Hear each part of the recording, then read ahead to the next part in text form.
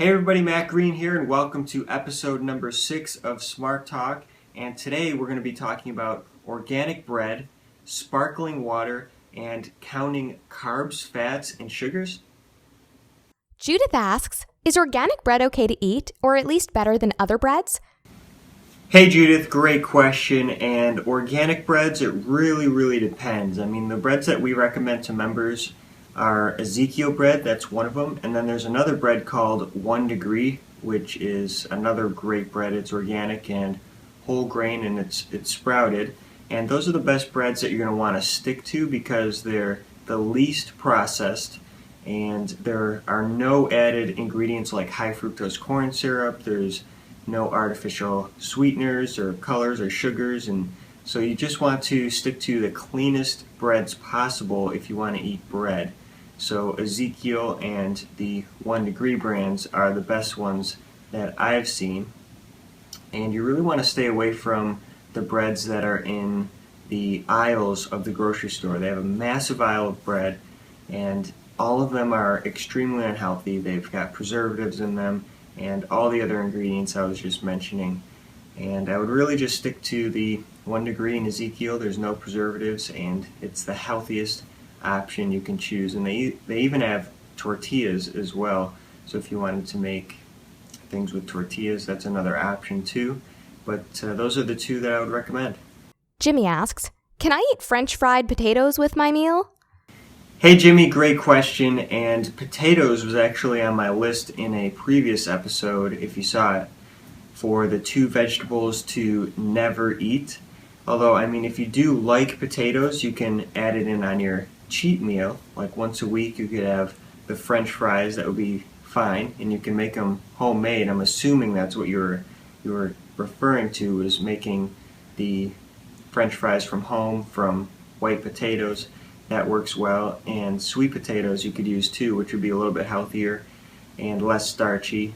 But yeah, that's what I would recommend, is not having them every single day, because you don't want to do that. They're very starchy and they can cause weight gain. I would recommend using it on your free day and making them once a week, and that should be fine. You shouldn't have any issues with that, and you should be enjoying yourself. You don't want to restrict any of the foods that you really love, so you want to make sure you get everything you like in moderation, so that you can enjoy yourself and still eat the foods you love.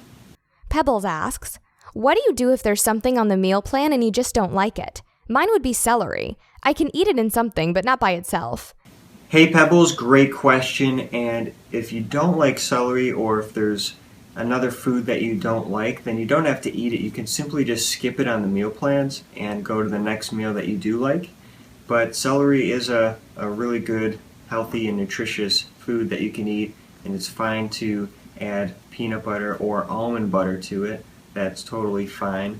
But yeah, if you don't like a food, then you can just simply skip over it. You can put in a different food in its place. You can switch the meal completely.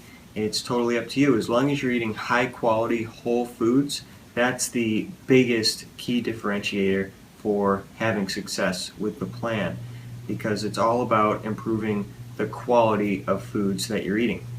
Pauline asks, hi, my question is, where are the calorie counts and nutrition fact content for each meal?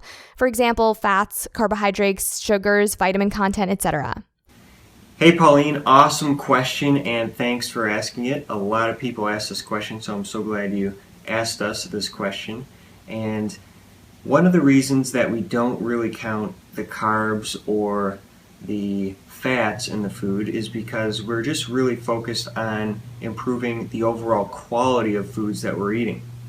And really counting them during the day, for example, if you're eating a food and you're writing down all the fats in a food, it's really not going to work long term, because it's going to be a tremendous amount of work to do, and it's not going to be very fun. And once you stop doing it, you're going to fall off track. It's just going to be sort of a pain in the neck. So I would avoid counting any of those numbers. But what I want to recommend is counting the numbers when you're at the store, because you really want to make sure that there's not an abundance of sugar in the yogurt that you're getting. You want to make sure that you're getting, if you eat a plain Greek yogurt, you want to get one with the lowest amount of sugar, and you want to completely avoid flavored yogurts because they have way too much sugar.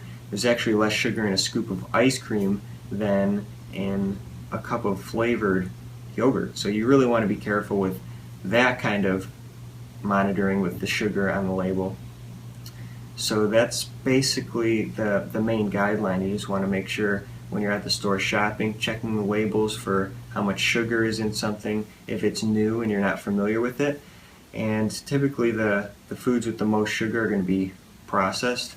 So you just want to stick to the whole foods that we recommend on the Slim Down Smart plan. Everything is very low in sugar, and it's extremely healthy and high in a lot of nutrients and vitamins and very nutritious for your body.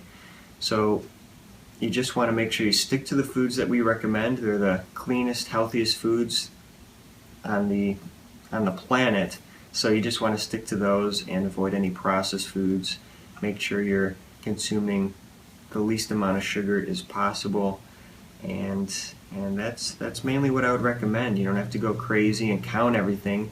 You want to make sure you're eating the foods on the meal plans until you're satisfied, because you don't ever want to be hungry. So there's a couple details to it, but bottom line is no, we don't really want to count it while we're eating the foods, but we do if we're at the store and we're finding something brand new that we've never seen before and we don't know exactly what's in it, then we do want to check the label for those numbers. And I've had a client in the past, many clients that have done the same thing actually, and they try to count everything, all the calories, all the fats, all the sugars, and all the carbs, and it's really a lot of work. And I think you'll find in the long term, if you did actually try it just because you wanted to, that it would take you a ton of time and you get really frustrated counting all these numbers, and it's really not very fun. So basically what you want to do is just keep making sure that you're improving the quality of your foods, and you're going to be in great shape. Robin asks, are sparkling waters that are 0 calories and no added sugars okay to drink while on the plan? Hey Robin, thanks for the question. And yes, you can have sparkling waters. That's completely fine. You just want to make sure that they're not flavored, and just like you said, that they're not sweetened. You want to avoid the sweetened carbonated waters. But yeah, that would be totally fine if you want to have a sparkling water. There's nothing wrong with that, and you just have to make sure you check the label and make sure there's nothing added into it, and you should be fine. So that would be a great option as well. And there's tons of options, such as like unsweetened iced tea you could have. There's lemon water, you can have fruit infused water, coffee, tea. You just want to avoid the added sugars in coffee and tea, and you also want to avoid coffee creamers and that. But we just came out with a great article. It's called the 5 drinks that you should never drink, and that's on the article section of Slim Down Smart. You can check that out. It's got an in-depth guide of the drinks you should be eating and drinks you should be avoiding. But sparkling water, that's a great one, and yes, you can have it. Great episode today, lots of great questions from you guys, and keep on submitting your questions. You can click the orange button below this video to submit your question for a chance to get on one of our next episodes of Smart Talk. And I think this episode had a ton of value for you guys and a lot of great questions. You know, the credit goes to you guys because you guys are asking all these fantastic questions, and it's really helping everybody. When you have a question and you submit it, it's helping other people that have the same type of question. So I'm really excited for this episode, and Smart Talk in general has been a tremendous help for a lot of people. So keep submitting your questions and I'll keep answering them.